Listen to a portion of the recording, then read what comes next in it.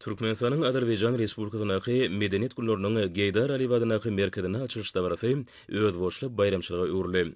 Türkmenistanyň amaly haşam sunugynyň eserleriniň muzey gymmatlyklarynyň hemde fotosergi ören täsirli boldy.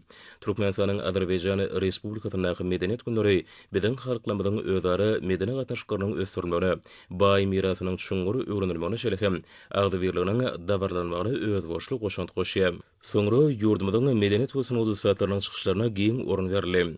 Ýurdumyzyň meşhur bagçylarynyň, aýdymçylarynyň, sadanalarynyň ýerine ýetiren aýdymdyr sadary berkarar döwletimiziň beýik ötüşleriniň, dünýädäki belent şan şöhratynyň, halklaryň arasynda gülläp ösýän dost soňunlyk gatnaşyklarynyň öz boşly waspnamasyna öwrüli. Ýurdumyzyň sunugy satlarynyň ýerine ýetiren aýdym sadary tomoşaçylaryň kalbynda aýratyn joşgun döredip gögünleri galkyndirdy. Azerbaycan Respublikasynyň Milli Kitapxanasyna türkmen halkynyň milli lideri Gahrman Arkadamyň hemde hormatly prezident bilen çuňgur paýhata ýurlan kitaplaryň şeýle hem ýurdumyzyň ýazgy şahylarynyň kitaplarynyň gaziýet jurnalyň neşri önümleriniň sergisi guruldy. Bu ýerde geçirilen maslahaty edebi gatnaşyklary ösdürmek, türkmen we Azerbayjan ýazgy şahylarynyň eserlerini terjime etmek meseleleri barada giň işlenip söhbet edildi. Azerbayjan Respublikasynyň Baku şäheriniň deňiz kenaryna ýerleşýän Seýilgähde türkmen milli tagamlar bilen tanıştyryldy. Bu ýerde ýurdumyzyň ustad aşpelleri türkmen halkynyň datly milli tagamlaryny hödüretdiler.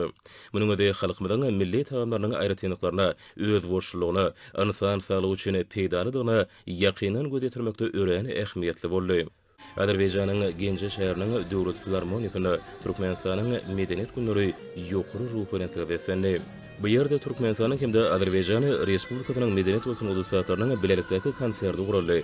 Konsertda türkmen halkynyň milli lideri Gahrman Arkadamyň hemde arkadagy Gahrman serdarmyň alyp barýan döwleti işleri, dost soňunlyk gatnaşyklary, türkmen we Azerbayjan halklarynyň dostane gatnaşyklary giňden wasp edildi.